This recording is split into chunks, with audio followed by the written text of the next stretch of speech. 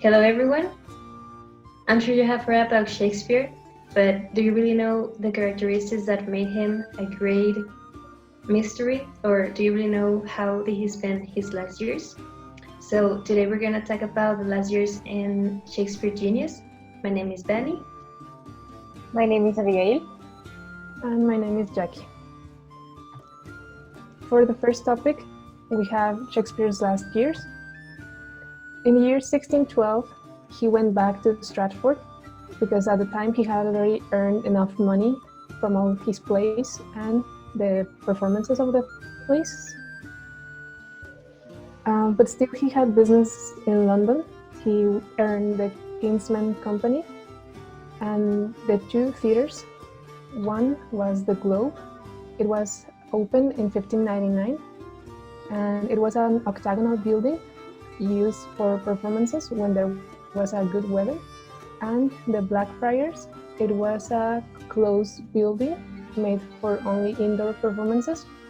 It was acquired in 1608. During the time of his retirement, Shakespeare kept writing a lot of plays as usual. He used to write 1 or 2 plays per year. Among the plays that he wrote during his retirement, there were 2 tragedies, Timon of Athens and Coriolanus. Those were written in the period of 1607 to 1608. There were also 5 plays, which were of the topics of comedy, romance, and tragic comedy. Those were Pericles, Cymbeline, The Winter's Tale, The Tempest, and the 2 novel Kinsmen. He also wrote his last English history play. This was called Henry VIII.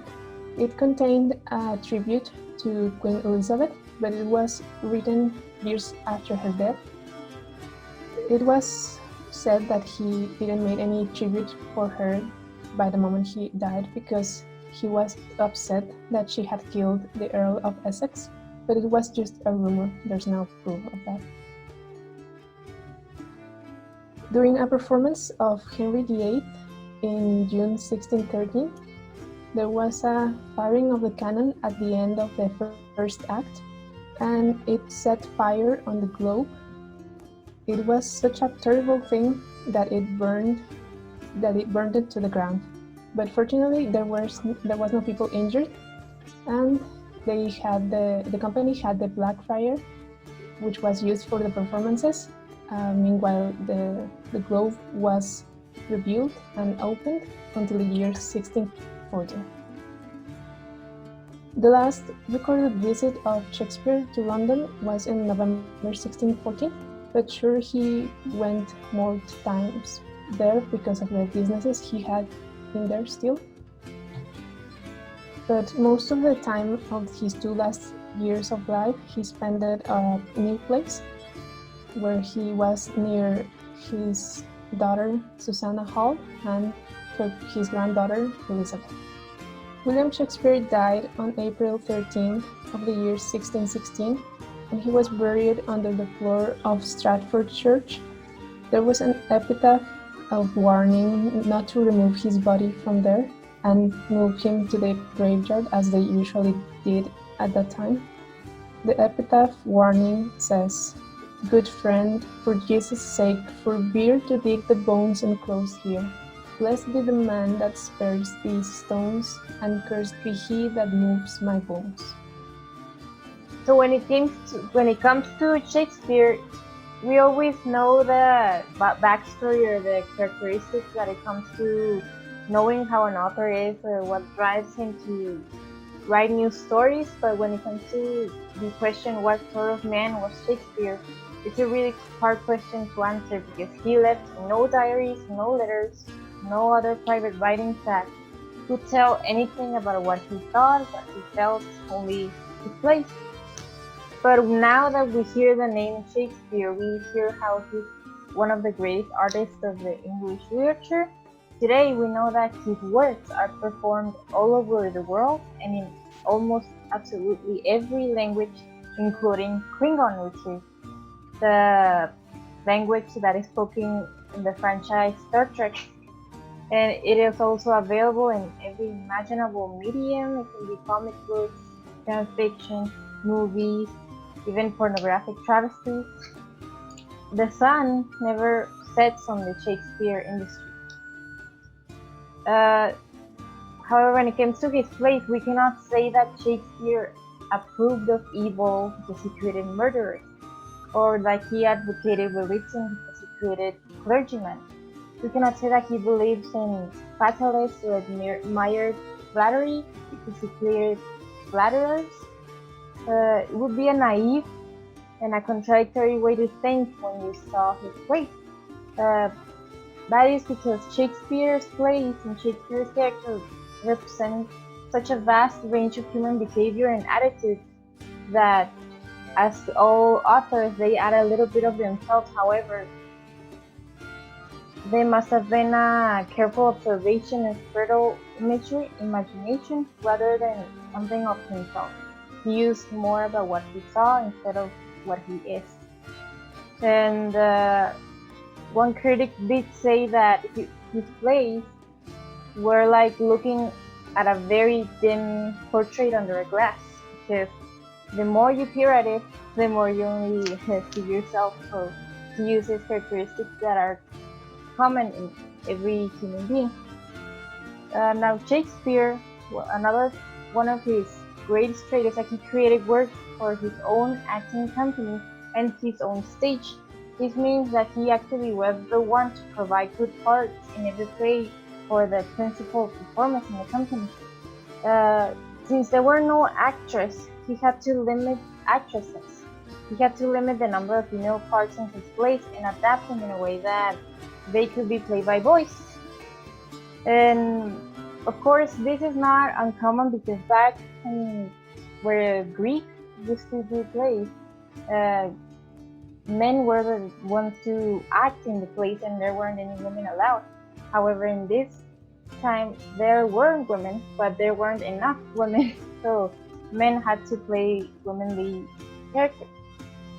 However, the genius in him is that he adapted the roles so well that they could be played by boys, that they didn't have so much difficulty portraying a female character. So, of course, women had to dress up as men and men as women. So it was quite a different kind of acting. Further, he also provided words for songs because the audience expected singing in every play.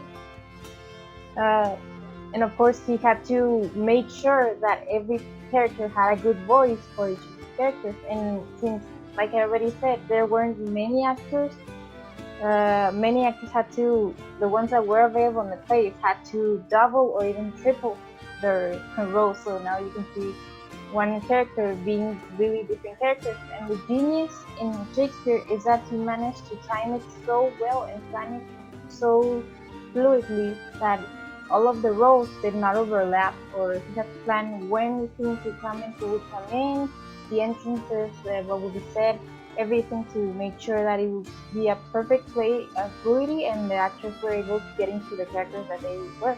Of course, it's also one of his talents that at that time, when you had performed public plays, you require state licensing, which is the express permission of court officers known as master rebels, like here, and the punishment for violating theatrical censorship could be severe. However, it was the talent of knowing exactly how to overcome the censorship and be ambiguous and imaginative to address the certain issues, like, for example, religious controversies or things that weren't exactly accepted. In every generation, people felt that the plays contained a lot of wisdom, so much knowledge of the human nature, so much remarkable poetry that they needed to reflect in private as well as enjoy in public. John Dryden, who was a poet, says something about Shakespeare's soul. He said, "The men who wrote plays may be elusive, but he was obviously a great genius whose lofty imagination is matched by his sympathy of all kinds of human behavior. Shakespeare wrote in early modern English. He played a huge role expanding the capacity of language, especially in the verbal representation of thinking and subjectivity. But the language, written and spoken, relied on expansions through borrowing from Latin and the European vernacular tones. Shakespeare seems to reveal in polyglot wordplay and neologism, but what is new in him is the use of massively polysyllabic monologue, using a new, two Latin words, multitudinous and incarnadine, and all these two words he might have invented them. And in total, he invented around 1,700 words. 18 plays were published in small books called quartos before Shakespeare partners collected them together and published them after his death. It was called First Folio because of the large size, and it was published in 1623. Surviving copies of this folio are regarded as valued treasures today. His works never go out of print and are always available in many different languages and different formats. Every aspect of Shakespeare has been and continues to be deeply studied and written about by literary and historical scholars, by theater and film people, by experts in many fields, and by amateurs of every stripe. No wonder that he's mistakenly regarded as the great mystery. He becomes the titanic figure who invented the human as we continue to know it. Shakespeare's most compelling characteristics are to move us and enlarge our imaginations. He inspires so much work by other artists. You didn't know? Now you know. And we're very lucky to have all this information about such an important figure. No wonder why he's so well known nowadays. He's been recognized for all his contributions, and it's most likely that he keeps transcending in the same way in the future. This is all from our part, so thank you so much for your attention.